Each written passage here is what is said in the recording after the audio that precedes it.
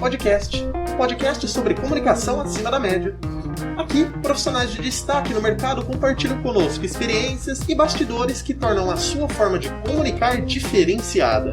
Comigo hoje, para apresentar mais um episódio, Adriano Batista. Tudo bem, Adriano? Tudo bem, Vinícius Coimbra, tudo bem, Ricardo Veiga, aqui no estúdio mais uma vez. Nós temos um convidado muito especial e o assunto do programa de hoje é a evolução da comunicação em português e a diversidade da língua em redes sociais.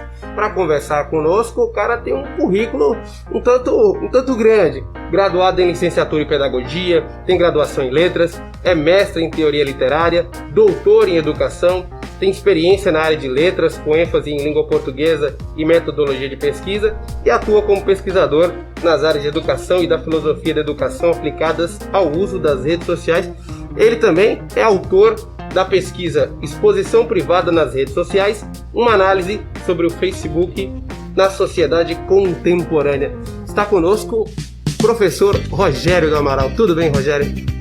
Olá, tudo bem, Adriano, Vinícius, Ricardo, muito obrigado pelo convite. É um prazer estar aqui com vocês e poder falar um pouco a respeito de algo que eu aprendi a gostar ao longo da minha vida, que é a língua portuguesa, certo? Base da nossa comunicação, porque nós moramos num país que tem esse idioma como a sua língua oficial. Você viu que mesmo com a colinha aqui eu demorei para terminar de ler o currículo, né? Acho que assim, a questão de currículo, muitas vezes ele está atrelado também à questão profissional, ao que você escolhe fazer. Eu, por quase 19 anos, estive dentro de uma universidade e aí trabalhar com pesquisa, ter mestrado, ter doutorado, né, tá sempre aumentando os conhecimentos dentro da área, é natural. O que eu sempre disse em sala de aula é o seguinte: ter um currículo extenso, ele traz uma satisfação pessoal, é lógico que traz, é lógico que eu fico feliz por ter um bom currículo, de ter um reconhecimento na área. Mas o que eu gosto de deixar sempre bem claro, isso não faz de mim melhor do que ninguém, certo? É uma coisa que eu escolhi para fazer, faço da melhor forma possível. Talvez por isso que você construa um currículo, né? Perfeito. Mas isso não seria nada se eu não pudesse compartilhar isso com os outros. Sabendo de tudo isso, quem é Rogério do Amaral na fila do RH? Rogério do Amaral, hoje, atualmente, professor de língua portuguesa da Escola Champagnat, que procura compartilhar o conhecimento que ele tem com os seus alunos para fazer com que cada vez mais nós possamos usar a língua portuguesa da melhor maneira possível, de acordo com a situação em que nos encontramos, certo? Porque nós vamos falar a respeito disso aqui, sobre as variantes da língua, sobre as várias possibilidades de comunicação. Mas uma pessoa que nunca abre mão de compartilhar o conhecimento da língua portuguesa ao lado da necessidade do aluno aprender a ter senso crítico, certo? Porque o Rogério do Amaral é uma pessoa extremamente crítica, certo? Que está sempre analisando o que acontece à sua volta e a maneira como isso impacta a sua vida. E eu acho que nós precisamos de que as pessoas sejam mais críticas para que a gente construa um país melhor. Oh, sem dúvida. Rogério, eu tenho certeza que a língua está em extrema transformação, né, a cada dia. Isso é inegável. Qual que é a diferença que você vê da língua portuguesa atualmente em relação à língua portuguesa no passado? Vamos colocar uma década. Quando você fala que a língua está em transformação, isso é algo extremamente natural, porque a língua se transforma todos os dias. Línguas que não se transformam são línguas mortas. Então, se você me falar o latim, Rogério, o latim não se transforma. Mas é lógico, porque o latim hoje ele é uma língua morta, ele não é língua oficial de nenhum país. Ainda é muito valorizada porque ela é a origem de 13 línguas, de 13 idiomas neolatinos, entre elas a língua portuguesa. Então você busca muitos termos do latim para entender o funcionamento da língua portuguesa e dessas outras línguas que também são originárias no latim. Mas idiomas, eles se transformam todos os dias, Tá entendendo? E quando você me pergunta qual a diferença da língua hoje para 10 anos atrás, são as influências que nós passamos a ter. Talvez não só 10 anos, eu poderia colocar um pouco mais, e vamos pensar nos 20 anos aí, o papel que a tecnologia passou a desempenhar na nossa vida. Você acha que isso é positivo ou em algum momento se torna uma forma negativa? Vou te dar um exemplo, gíria. Até que ponto a gente pode usar a língua de forma assim, correta, aceitável? Então, como eu dizia para você, quer dizer, nos últimos 20 anos, a grande mudança que a língua sofreu, e eu acredito que seja devido à presença da tecnologia na nossa vida, que realmente permitiu que a gente tenha também na comunicação aquilo que a economia pregou há muito tempo, que é a globalização. Você está entendendo? Hoje, você acessa um stream como o Netflix e você tem... E eu gosto muito de programas que fogem do eixo tradicional América-Inglaterra, certo? Então, eu já assisti série da Turquia. Eu já assisti quase 10 séries coreanas. Então, você começa a ter um contato hoje, por causa da internet, a visibilidade que a internet dá, com várias outras línguas. E de alguma maneira, isso acaba trazendo sempre um termo ou outro para dentro da nossa língua. E aí, você vai tendo essa influência e esses termos vão sendo utilizados. É lógico que a influência maior é do inglês, mas perceba, você entra num centro comercial hoje e você vê estampado nas vitrines de lojas sale, off. Enquanto nós temos a palavra em língua portuguesa, nós temos desconto, nós temos promoção. Só que aí se transforma, até essa semana eu vi alguém falando que assistindo um stand-up, que a questão de... as mulheres usam muito isso, né? De falar, amiga, você viu o boy?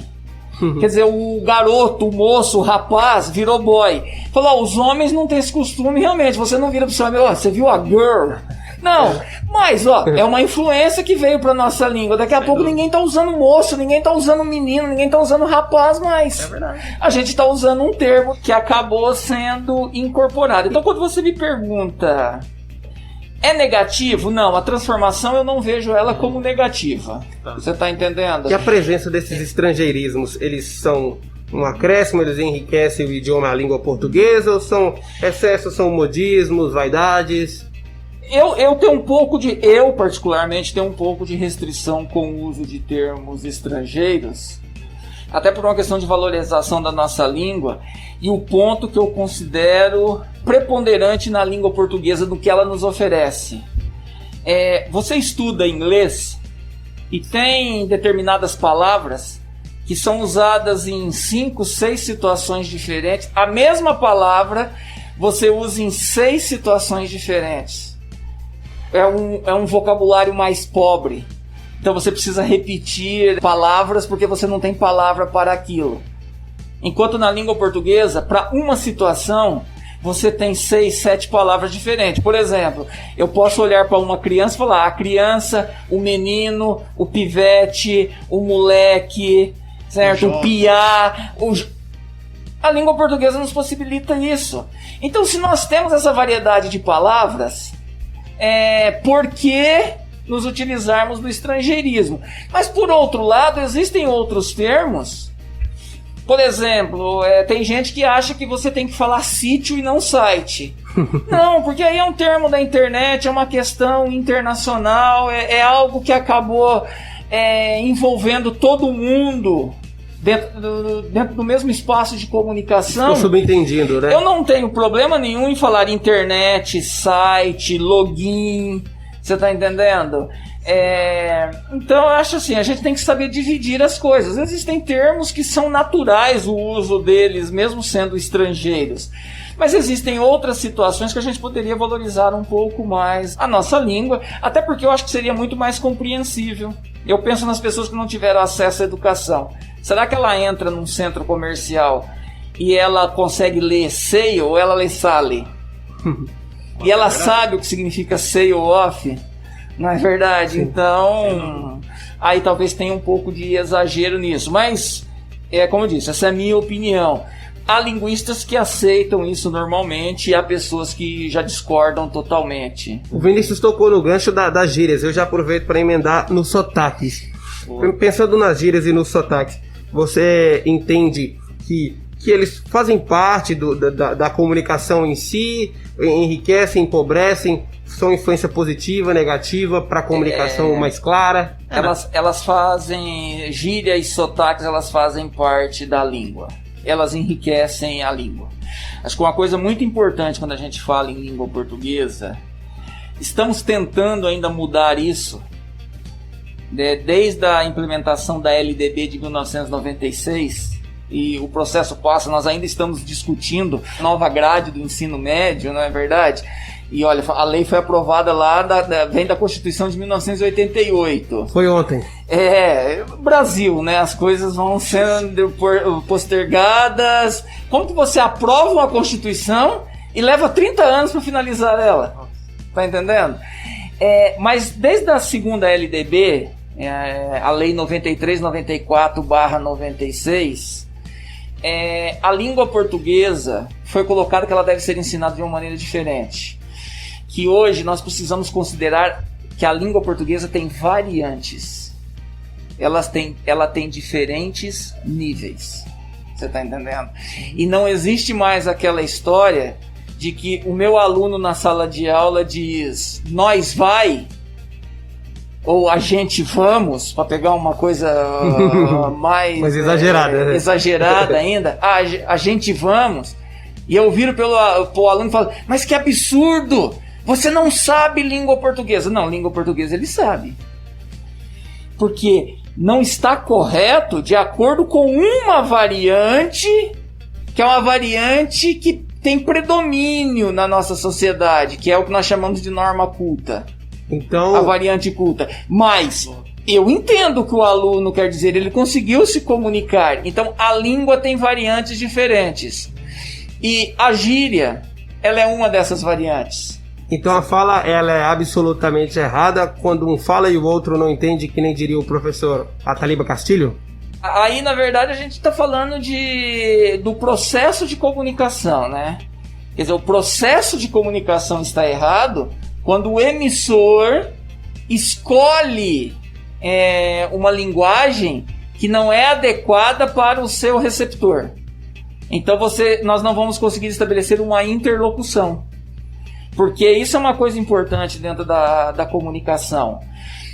O emissor é quem escolhe o código que vai ser utilizado. Ele que escolhe o nível desse código, mas ele tem que fazer isso de acordo com o seu interlocutor. Ele tem que pensar quem é o seu interlocutor e qual é o nível de linguagem que vai permitir que ele atinja esses interlocutores. Aí vai surgir um termo que a gente usa muito em língua portuguesa, que é a palavra contexto. Em que situação que eu me encontro. Ok? E qual é a língua que vai ser mais efetiva nessa situação? E aí você começa a utilizar as variantes. E quando você está entre amigos, o uso da gíria ele é totalmente natural para comunicar. Se eu usando uma gíria eu consigo transmitir uma mensagem, ela é língua. Ela constitui a língua. Ela só não é norma culta. Quando a gente vai fazer, por exemplo, um curso de inglês ou qualquer outro curso, muita gente fala que a língua portuguesa é, de fato, a língua mais difícil ou uma das mais difíceis do mundo de se aprender. É por conta dessas variantes que você falou, dessas diferentes formas de chamar um objeto, de chamar determinada pessoa ou não? Não, eu acho que quando a gente pensa no ensino de língua portuguesa, o que as pessoas costumam dizer é assim, a língua portuguesa é a língua mais difícil no mundo para o estrangeiro aprender. Para o estrangeiro aprender. Quando você pensa no brasileiro aprendendo inglês, no brasileiro aprendendo alemão, não é tão difícil como não vai ser tão difícil quanto para o alemão, quanto para um russo aprender a língua portuguesa. Para você isso é fato? Tanto que sim, porque você percebe na seguinte situação: pega um brasileiro falando russo, pega um brasileiro falando alemão e você não vai ver o sotaque carregado. E quando você pega o alemão falando língua portuguesa, quando você pega um russo falando língua portuguesa, o sotaque carregado aparece na fala. Tanto que pro alemão, até por uma questão de formato da língua, a nossa língua é uma língua de desinência. O que significa isso? Pensa na palavra menino. Eu tenho um radical nessa palavra que é o menin. E eu tenho uma desinência que indica o masculino, o o. Eu troco essa desinência o por um a, eu formo um feminino. A nossa língua portuguesa, assim como a língua espanhola também, é uma língua de desinência. A língua espanhola não. Me desculpa, nós estamos falando do alemão. O alemão não. O alemão não trabalha com desinência. Você está entendendo? Ele tem um outro sistema que é até um sistema que era utilizado pelo latim. Então, é por isso que quando chega aqui o alemão vai falar português, ele fala o menina, a menino. Porque ele não tem essa noção de desinência e de concordância, porque na língua deles isso não existe. Então isso interfere também um pouco. E uma outra coisa, Vinícius, para fechar essa questão dessa dificuldade, é que existe dentro da língua portuguesa, aí pensando na norma culta, um termo chamado de arbitrariedade. Existem regras que foram determinadas para funcionar de algumas maneiras, mas que você não consegue explicar por que a maneira escolhida é aquela. Então veja, pense em substantivos terminados em ão na língua portuguesa: mão, capitão e limão. E agora pense no plural dessas palavras: mãos, limões e capitães. Mas cadê a gramática da língua portuguesa me explicando por que mão é mãos, por que limão é limões e por que capitão é capitães? Aí, como... Se é difícil para o estudante brasileiro assimilar isso, como que eu vou explicar para o estrangeiro esse fenômeno da língua portuguesa? A nossa língua tem muita exceção. Você está entendendo? É verdade. Eu sempre falo para os meus alunos: você vai ensinar concordância nominal, concordância verbal. Aí tem lá assim, regra geral, um caso. Aí, exceções. Nossa. 15, 20, 30 casos que são exceções. Os verbos irregulares do inglês.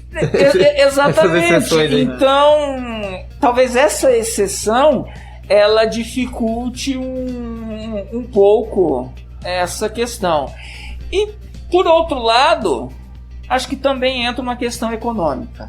No mundo atual, os países que falam língua portuguesa não são países líderes economicamente falando. Apesar da relevância, vamos supor, no caso do Brasil, apesar de ter uma relevância mundial muito importante, certo? Alguns usam o termo o celeiro do mundo, porque é daqui que sai o que as pessoas comeriam. É lógico que o Brasil tem uma importância, mas o Brasil não é um líder mundial na economia. Você tá entendendo? O Brasil fala, todo mundo ouve. Eu acho o mandarim extremamente complexo. Mas todo mundo correu atrás de aprender mandarim, porque a China passou a ter um papel econômico importante no mundo. E você precisa se relacionar com essas pessoas. Acho que a língua portuguesa, as pessoas preferem dizer que ela é difícil do que se esforçar um pouco mais em aprendê-la. Porque, enquanto professor, até esses dias um aluno... por que tem isso na língua portuguesa? Falei, pera aí um pouquinho. Eu pedi para ele me dar uma frase em inglês. Ele me deu, e eu mostrei para ele que na frase em inglês tinha o que eu estava ensinando na língua portuguesa. Quer dizer, todo mundo reclama, por que tem isso no português? Gente, isso mas tem ele no aceitou passivamente quando ele viu que no inglês tinha, né? Exatamente. Quer dizer, as outras línguas também têm. O que às vezes as pessoas não entendem é que nós, enquanto falantes da língua portuguesa, temos que aprender a língua num nível que nos permita pensar todos os tipos de ocorrência nessa língua. Quando eu aprendo uma língua estrangeira, a princípio, eu quero uma comunicação. A maioria das pessoas que fazem línguas estrangeiras, eles querem uma comunicação básica. Básica, é verdade. Porque quem precisa se aprofundar para realmente usar aquele idioma quase como se fosse a sua língua nativa, ele vai ter que aprender todo o processo também. Porque daí não é só falar. Você precisa se comunicar, certo? Você precisa pensar na língua estrangeira. Naquele Aí você tem que idioma. aprender a estrutura da língua, senão não é possível. Entendendo que a gente não vai cobrar a norma culta em redes sociais, mas alguns meios, alguns veículos, no caso a imprensa, ela usa a norma culta, ela usa a norma padrão. Daquilo que você observa tanto em redes sociais, mas em especial em veículos de imprensa, quais são os erros mais comuns de português que você observa? Olha, eu acho que assim, a gente vê muito erro lendo texto, essas coisas, de concordância, realmente. Associação de termos. Principalmente quando os termos que se relacionam se afastam. Certo? Você começa a escrever uma oração e de repente entre o sujeito e o predicado entra um aposto longo. Isso, que é uma explicação daquele termo. Vírgula. E aí quando o verbo e o predicativo volta lá dentro do predicado, ele está longe do sujeito e a pessoa esquece que esse termo aqui faz referência com aquele lá de trás. E associa com o que está mais perto. E associa com o mais próximo. E aí você acaba tendo esse tipo de erro. Agora, quando você fala, né, no jornalismo se utiliza a norma culta, mas isso é uma determinação da língua, certo? Porque qual que é o papel dos jornalistas? É informar todas as camadas da sociedade. Se eu quero informar todas as camadas da sociedade, eu preciso escolher um tipo de linguagem que atinja a todos. Aí a norma culta seria essa linguagem que vai ser acessível a todos. Mas aí é uma utopia, porque essa norma culta não consegue, né? Pensando no papel do jornalista. Aí a gente ia discutir as falhas que nós tivemos dentro da educação, dentro do ensino da língua portuguesa. Sim. Mas o papel da norma culta e da importância dele é exatamente isso. Ele é cumprido. Para todos os grupos sociais se encontrarem e conseguirem entrar em acordo, a norma que nos permitiria isso seria a norma culta. Então, quando você pensa no jornalismo, para qual linguagem eu vou correr? Quando você pensa no direito, qual linguagem o direito vai utilizar? Quer dizer, é essa norma que deveria ser acessível a todos. Perfeito. Ô, Rogério, você falou há um tempinho atrás que muitas pessoas muitas vezes falam mesmo, erram o português por descuido próprio. Eu queria saber de você, é fato que muita gente fala errado ainda no Brasil, e não estou falando de classe social, não. É rico, é pobre, é todo mundo. A que se deve isso para você, principalmente?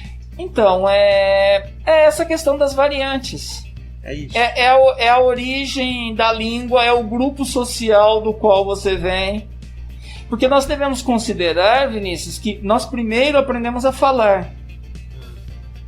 E só vamos realmente aprender a escrever lá na frente, tá? Com 6, 7 anos, dependendo do local. Você entra com 7, vamos dizer assim, com 7 anos, você vai para o primeiro ano do ensino fundamental. É quando você vai aprender a escrever. Mas você passou 7 anos falando, tendo contato com pessoas que falam. Isso é língua. Isso é língua, porque a comunicação é efetivada. Ela só não se adequa à norma culta. Tá? E aí uma outra coisa interessante, hoje a gente já não fala mais em erro, a gente fala em desvio. Desvio? Desvio da norma culta. Perfeito. Mas não erra, porque a comunicação ela é efetivada. Aí quando você me pergunta o que provoca isso, é a sua origem, o grupo de onde você vem, a influência linguística que você tem. Ah, não, mas olha, eu tenho um amigo que os pais dele têm uma excelente formação, são leitores assíduos, falam um português correto. Sim, mas quem são os amigos do seu amigo? Os amigos do seu amigo, que num tempo passado as pessoas podiam estar em contato diariamente, né? Como que esses amigos se comunicam? Porque eles vão influenciar o outro. Você tá entendendo? Então, na verdade, vem daí, vem desse tipo desse tipo de comunicação. E talvez por um fato de que, infelizmente, as nossas autoridades elas não incentivam o aprendizado, certo? A melhoria da forma de comunicação. E aí então as pessoas continuam falando da maneira como lhes é possível falar. Eu vou usar o termo desvio então.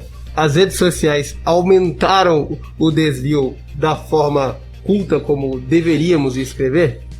O que acontece com as redes sociais? Assim como vocês perguntaram da gíria, Sim. dentro das redes sociais nós temos uma variante linguística também. Então eu tenho que entender o seguinte: quando alguém manda uma mensagem para o outro e escreve SDD, e isso é entendido pela pessoa como saudade, isso é um código linguístico da linguagem na internet, que até ganhou um nome. As pessoas já falam no internetês. Uma outra coisa que eu tenho que entender: essa linguagem da internet, ela se utiliza muito da linguagem não verbal, os emojis.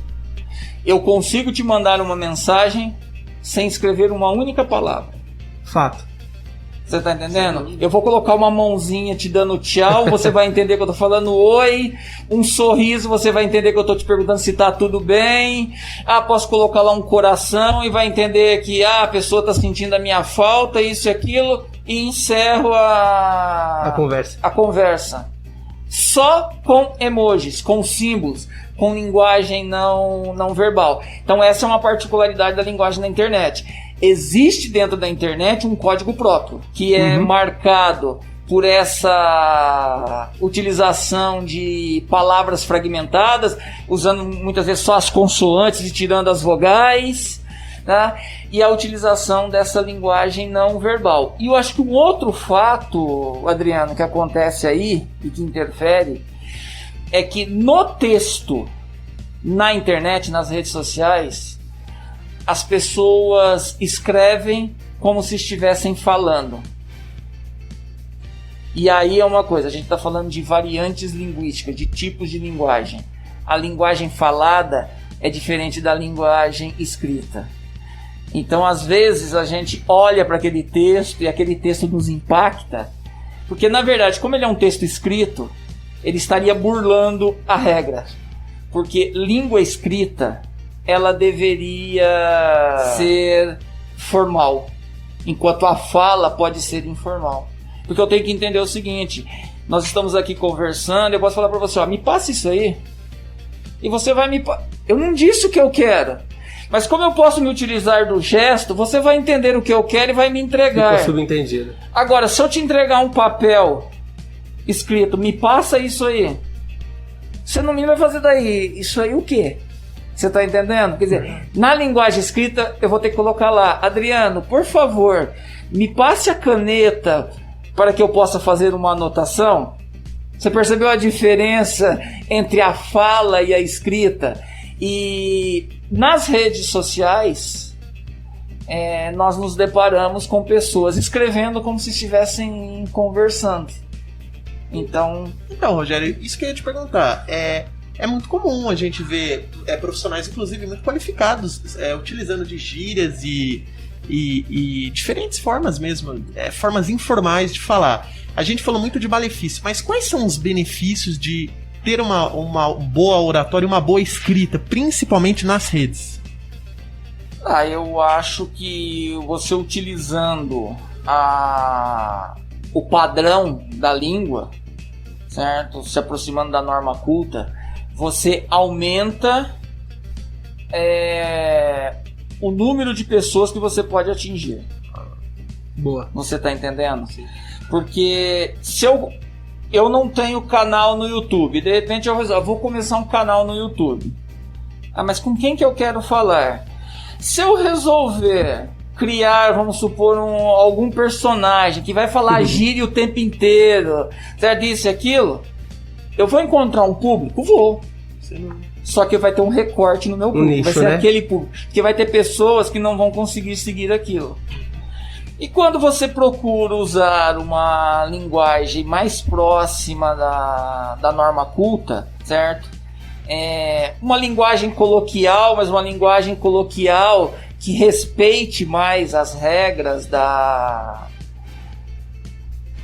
da comunicação dentro de língua portuguesa, você aumenta os grupos nos quais você vai atingir. Então eu acho que o benefício ele passa por aí. Assim como o seu texto também fica mais claro.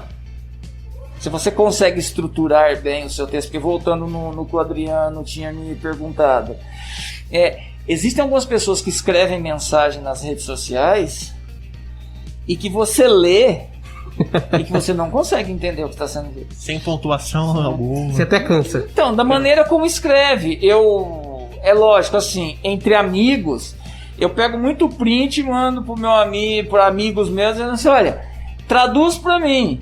E eu te pago uma cerveja, se for o caso. Na brincadeira, porque a pessoa vai ler. Você tá entendendo? Eu acho que se você escreve nas redes sociais, é porque você quer que as pessoas te compreendam naquele espaço. Então, se eu procuro produzir uma linguagem mais elaborada, eu vou conseguir isso de uma maneira mais efetiva. Você tá entendendo? Perfeito. E vou atingir um grupo maior. É o que eu sempre digo para os meus alunos. Qual que é a importância de se aprender norma culta? É que você vai ter acesso a mais grupos sociais. A partir daí, a partir desse ponto, pensando no profissional de comunicação. Profissional de comunicação, ele não consegue se expressar bem por escrito. Isso pode ser uma influência direta da falta de leitura? Esse é o principal fator? Eu acredito que sim, Adriano, porque eu também, uma coisa que eu comento muito em sala de aula, às vezes o aluno, principalmente quando eu trabalhei na faculdade, vamos supor, professor de um curso de comunicação, então as pessoas querem redigir bem. Sim. O aluno tinha alguma dificuldade, te procurava e, Rogério, por favor, eu preciso da sua ajuda. Como eu faço para escrever melhor? E eu dizia para ele, olha, você precisa ler mais e escrever mais. Muitas vezes você tinha a impressão que o aluno saía com a seguinte sensação: pô, se não quer me ajudar, não ajuda. E era a melhor ajuda que eu podia dar para ele. Tá entendendo? Se você quer escrever melhor, você precisa ler mais e escrever mais. É a prática que vai fazer com que você melhore. Você tá entendendo? Por que eu preciso ler? Porque eu preciso de repertório. E a partir do momento que eu tenho repertório, eu consigo colocar as minhas ideias no papel, eu consigo criar a argumentação que seja capaz de atingir o outro. Então sim, se você pega um comunicador que não tem um bom texto, você pode ter certeza que falta leitura, porque está faltando um pouco de repertório aí, e está faltando escrever, colocar a mão na massa, não tem uma outra forma em língua portuguesa. Perfeito. E Rogério, então, sendo assim, eu gostaria então que você indicasse pra gente quais são as suas referências no meio da comunicação, não só referências profissionais, mas em relação a obras, a livros mesmo. O que você poderia indicar pro ouvinte? No meio da comunicação, assim, eu gosto muito do José Roberto Toreiro, tá entendendo? Jornalista, mas também autor literário, com obras interessantíssimas. Uma obra bacana dele, eu não vou lembrar o título agora, mas há alguns anos foi lançado no Brasil uma coleção de livros sobre os clubes de futebol brasileiro. Então cada clube grande no Brasil teve um torcedor daquele time convidado para escrever o livro. E o livro do Santos foi escrito pelo Toreiro. É um livro muito bacana, assim. Então é um cara que eu gosto no meio, tá? Sim. Tem um excelente texto. No passado eu tinha mais a prática da leitura de colunas de alguns jornalistas. Você tá entendendo? Se você encontrar textos do Dimenstein, Gilberto Dimenstein, né, já falecido, faleceu jovem, crônicas muito boas, gostava muito dele. Carlos Heitor Coni também. Você tem aí uma série de obras. Assim, no momento, não me vem na mente nenhum título específico dentro da área da comunicação que eu tenha lido, porque nos últimos anos o que eu li muito foram obras teóricas voltadas para os trabalhos que a gente desenvolvia na faculdade, então eu acabei não lendo assim. Mas tem esses autores, eu acho que no meio da comunicação, o texto do Coni é um texto excelente, o texto do Dimenstein que ficou aí, o José Roberto Toreiro, são pessoas que escreviam muito bem, que produziam excelentes textos. Maravilha. Ô, Rogério, vamos pensar no profissional de comunicação especificamente. A presença de professores de língua portuguesa se tornou comum em alguns espaços de mídia, falando especificamente da televisão, até para apresentar a norma culta, fazer algumas correções de erros comuns da norma culta no português falado. Como você observa ou observou a presença desse profissional de língua portuguesa dentro da televisão, numa posição muitas vezes de uma abordagem corretiva? Você acha que era algo interessante, nem tanto? Eu acho que é interessante os veículos se preocuparem com isso, de dar uma complementação no conhecimento dos seus profissionais, mas por outro lado eu vejo o seguinte: a base tem uma falha, porque se nós estudamos língua portuguesa desde o momento em que entramos na escola, então você estuda língua portuguesa, hoje são 9 anos no ensino fundamental e mais 3 no ensino médio. Você estuda 12 anos língua portuguesa. E aí quando você vai trabalhar com língua portuguesa, a empresa precisa contratar um professor para te ajudar a sanar deficiências. Então isso para mim denota que tem um problema aí na base. Que o ensino não está sendo feito da maneira adequada.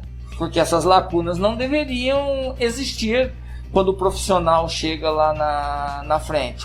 Mas, já que nós temos as lacunas, é melhor que você ofereça o profissional para que ele possa auxiliar, certo? Para que o texto fique mais acessível a um número maior de pessoas. Pensando que o texto do jornalista, do profissional de comunicação, estamos falando mais especificamente deste que escreve notícias diariamente, pensando nele, quando este profissional de imprensa, que em tese teria que utilizar-se mais da linguagem formal, começa a usar termos muito coloquiais dentro do seu trabalho, você entende isso como algo positivo, algo que pode ser, deveria ser evitado?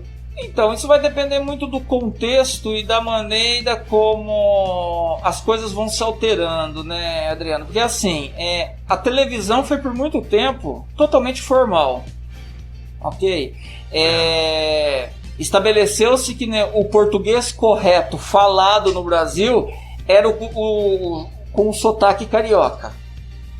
Então o jornalista vinha lá do Ceará, do Pernambuco, de Manaus, chegava em São Paulo, tinha que perder o sotaque e aprender a falar como o carioca da gema, que as pessoas costumam dizer. Ou o paulista do interior tinha que perder aquele R caipira, que é uma coisa que eu costumo dizer. Eu sempre falava para os meus alunos, engraçado, dizemos que porta é feio, mas adoramos falar um door. Você tá entendendo? Sim. Quer dizer, o R americano no inglês, ele é tão caipira quanto o nosso aqui, tá? Mas perceba, hoje a TV tá perdendo espaço para a internet. A TV começa a perder espaço para a internet. Você tá entendendo? Sim. E a televisão tá precisando mudar. Renovar, né? Eu ainda não assisti, não vi, mas tem o Maurício Meirelles, que foi da equipe do CQC, não é da equipe original, mas trabalhou no CQC depois, sim, faz stand-up comedy. Ele tá na Rede TV com um programa, sim, que na verdade ele levou a internet para a televisão. Exatamente. Então já começa a aparecer isso. E aí o que nós estávamos comentando, a comunicação na internet, nas redes sociais, ela é diferente. A TV se adequar a isso para conseguir atingir esse público novamente é uma coisa que vai ser natural. Então aí não dá para julgar como é um malefício ou é um benefício. É um processo natural daquilo que nós estamos falando. A língua é viva, a língua precisa se adaptar à situação que aí existe. Tem um podcast também, o Achismos, que ele faz no YouTube, que também é um programa interessante. Rogério, alguns termos, eles perdem ou perderam o sentido literal, como, por exemplo, medíocre, vulgar. O fato desses termos perderem o sentido literal, a que você justifica? Isso faz parte do processo natural de evolução da língua. Você passa a utilizar um termo, ter um significado, entendendo? E com o passar do tempo as pessoas vão atribuindo àquele termo outro significado, e esse significado passa a ser o que predomina. Sim. Talvez na língua portuguesa a palavra que mais sofreu isso foi o termo rapariga. No Brasil, você não pode dizer para uma moça que ela é uma rapariga. Isso é ofensivo. Enquanto em Portugal, toda moça na rua é uma rapariga. Interessante isso, né? Originalmente, falando do ponto de vista denotativo, rapariga é feminino de rapaz. Perfeito. Você assim tá como o biscate também. Sim, sim. Que é um vendedor de porta em porta. E o medíocre é o mediano. O mediano. É o mediano. Mas se você falar para alguma pessoa... Nossa, você foi medíocre. Nossa. Ela tá achando que você tá dizendo que ela é a pior pessoa do mundo. Não, olha. Dentro de uma análise você ficou no meio. Você tá entendendo? Mas eu acho que esse é um processo. É um processo natural. Os termos mudam, os termos ganham novos sentidos. Alguns termos deixam de ser utilizados. Hoje, uma das formas que eu me informo é porque o meu horário permite. Eu assisto o programa, o jornal que o Reinaldo Azevedo faz na Band News FM. O É da Coisa. Todos os dias às 18 horas. É o É da Coisa. E há algum tempo ele começou, no início do programa, ele sempre traz uma homenagem a um compositor, a um grande cantor brasileiro. E essa semana ele está homenageando o Erasmo Carlos. E aí, você começa a escutar as músicas feitas pelo Erasmo com o Roberto Carlos, eles se referiam às mulheres como broto. Gente, se você chegar para uma moça hoje, querendo iniciar uma conversa, uma paquera com ela, e falar, ô broto, você tá entendendo? Ela vai rir de você e vai sair. Quer dizer, o termo caiu em desuso totalmente. Era a gíria, servia para a época da Jovem Guarda, lá na década de 60. Os grupos sociais hoje têm outras denominações, outras palavras que eles utilizam. Então faz parte desse processo de evolução contextual da língua. Ô Rogério, a gente voltou no tempo, né, para falar da língua portuguesa, falamos de uma época passada, agora eu queria saber de você, o que você pensa em relação ao futuro da língua portuguesa, principalmente com esse crescimento, né, das redes sociais, o que você pensa para o futuro? Então, em 2008 foi aprovado um acordo ortográfico que reuniu quase todos os países que falam língua portuguesa. Teve um país que não participou. Acho que é Macau. Como eles pertencem à China, então eles não participaram. Todas as outras nações onde se fala língua portuguesa, tem a língua portuguesa como a língua oficial, eles participaram desse acordo tentando fazer uma unificação da língua. Tentando fazer uma aproximação entre todos esses países, com o propósito de valorizar mais a língua portuguesa. Agora, sobre o futuro da língua portuguesa, é uma língua que vai se manter por muito tempo, porque o Brasil é uma das maiores populações do mundo, é essa língua que nós falamos aqui, então essa língua vai continuar sendo falada. Você tá entendendo? Sim. Só no Brasil são 200 milhões de falantes dessa língua. Isso coloca a língua portuguesa lá em cima entre as línguas mais faladas do mundo. Quer dizer, você tem que reunir quantos países da América para você conseguir 200 milhões de falantes do espanhol?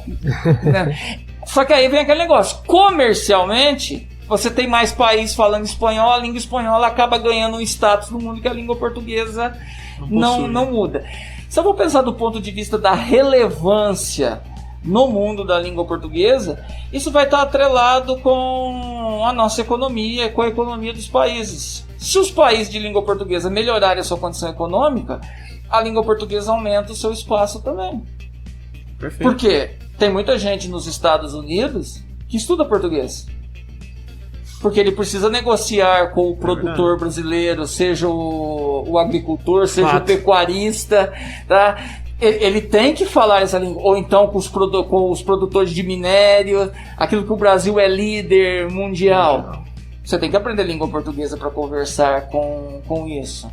Mas como a gente só manda para fora, fica naquela função só de o que produz, certo? Mas ainda não tem um lugar na mesa para dar as cartas, é muito particular ainda esse aprendizado da língua portuguesa. Então acho que isso vai estar atrelado. Mas é uma língua que vai permanecer, porque ela tem um número muito grande de falantes, especialmente por causa do tamanho do Brasil. Perfeito. Para fechar, Rogério, antes de fazer a nossa pergunta final, o que um profissional de comunicação, pensando no profissional que trabalha com a norma culta, um publicitário, um profissional do marketing, do jornalismo, que trabalha com a norma culta, além, óbvio, do que já falamos, né, de ler e praticar, o que você acredita ser importante para esse profissional melhor comunicar de forma escrita e até mesmo de forma oral?